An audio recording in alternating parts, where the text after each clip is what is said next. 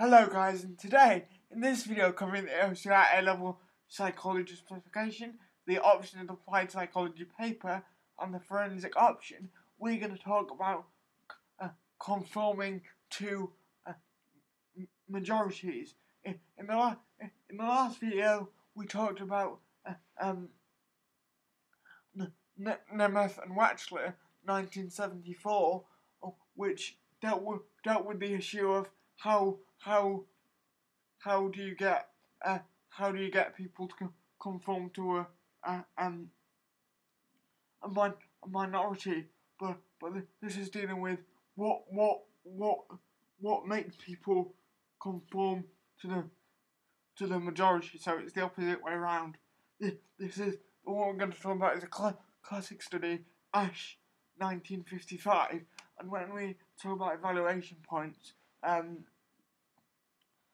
one issue that we're definitely going to have with this was this is a piece of social psychological research, just like we talked about with Hasty, 1983, and his stages of decision making.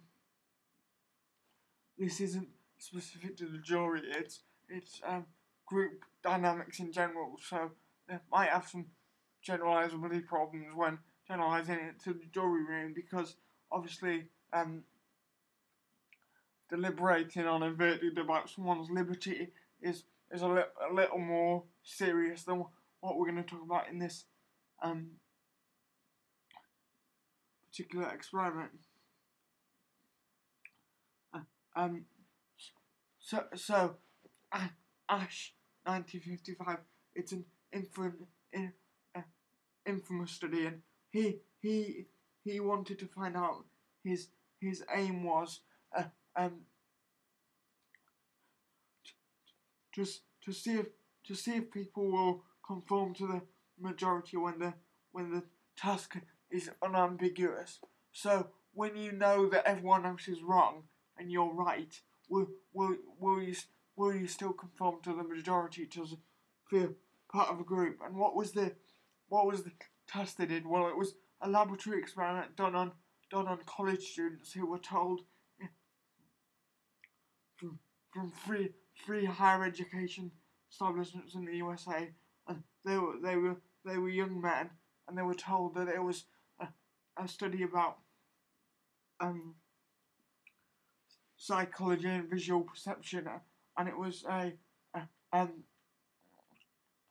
were put in groups of 7 to 9, and it was total of 123 subjects. So did it on 123 people, but in terms of sample generalizability, they were all young college students, so they might not be typical of the population. Anyway, what was the test they were asked to do? Well, they were put in groups of between 7 to 9, and they were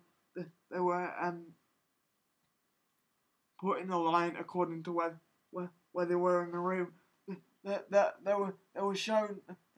were shown 3 lines, and one line that was of a certain length, and they were asked which of these lines is the same as that stimulus line, which same length, and it was lines were significant difference, and if you see any pictures from this study, it's abundantly obvious which line should have been the same as line X. It should have been line B, but Ash arranged for several other people in each group to be stooges, so know what was going on and deliberately give the wrong answer, so that even if the real participants knew that they were right on an unambiguous task, whether they would still even then conform to the majority. And they found a confirmation rate of about 32%. So about 32% of the people, when the other people said that the when the other people gave the wrong line, they gave that answer as well. So in spite of the fact they knew it was wrong, because everyone else in the group did, about 32% of them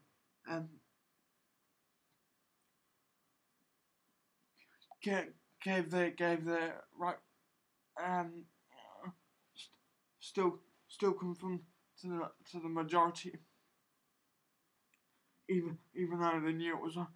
And that was what he was really trying to do. So when it's an unambiguous task, when there's no way they could be right and you could be wrong, whether you're still gonna override your own judgment just for the sake of conforming to the group. And they found that approximately they conformed out of 1 out of 3 occasions, and that's approximately 32% conformity. But interestingly, when one person in the line disagreed with the majority, one of the students gave the right answer, then the real participant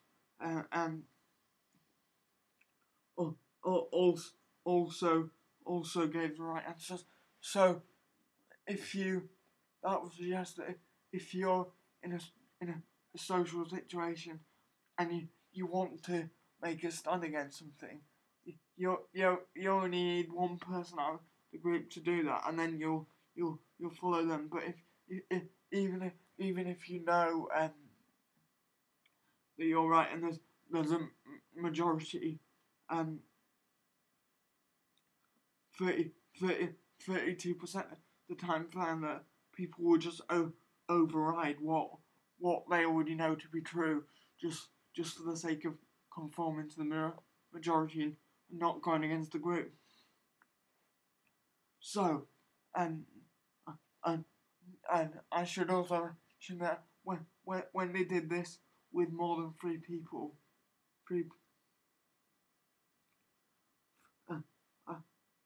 when they tried it with more than 3 people saying that the participant was wrong, it didn't make much of a difference.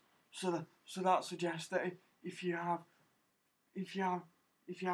2 people with the wrong answer against 1 person with the right answer, that 1 person will still go with what they believe. But if it's more than 3 people or more, then there will be this conformative effect of approximately 1 out of 3 occasions. Okay, so let's talk about some evaluation issues with this, because there's a lot to talk about. Well, population validity, and I just wanted to generalise these results to everyone, but yeah, he only did it. It's 12:30 on male undergraduates from three institutes in the US. So there's quite a lot of sampling generalisations there. They're all males, so males could be different to females, and particularly in things such as group dynamics, that's a very big issue. They're all students, so they might be less they might be at that age where they sort of want to be in a group, and it might be different for older people. And they're all from the US, so people from the US might have different conformity values than people in the rest of the world. So you've got a lot of generalizability issues. The gender one, to me, is a particularly big issue. Something I forgot to mention is he wanted to see if that effect would still hold when the task was unambiguous. Well, what about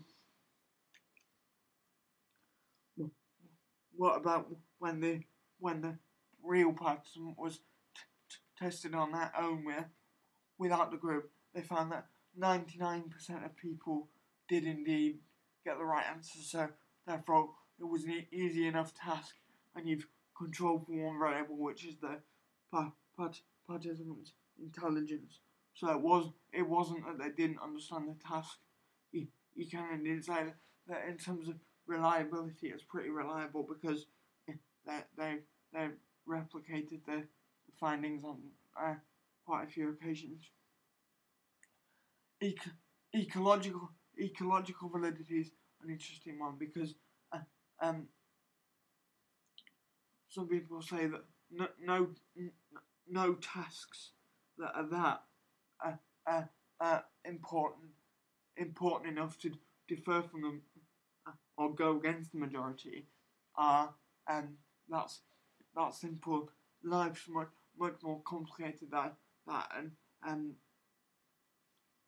group dynamics much complicated than that. So you've got reductionism problems and ecological validity problems because it was in a lab, so they might just be responding to the unfamiliar situation of the experimental conditions rather than or the experimental environment rather than that being actually what they do in a group situations. So we've got ecological validity, we've got sample bias, we've got reliability, and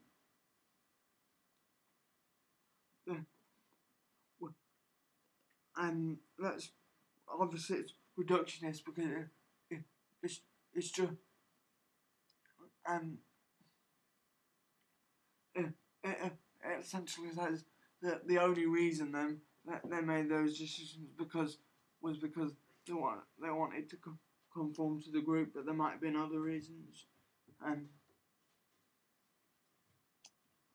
so again, you could have some issues there. That was Ash 1955, conformity to a majority where the task is unambiguous. 132 college students in groups of 7 to 9 and ask which of these 3 lines is the same as line X. The answer was the second line. Ash arranged for Stooges to be in the groups. When the Stooges gave the wrong answer, the real participant conformed approximately 32% of the time, or in 1 out of 3 occasions. So thanks for watching this video, guys. Ash 1955, classic study, so I'm glad I did.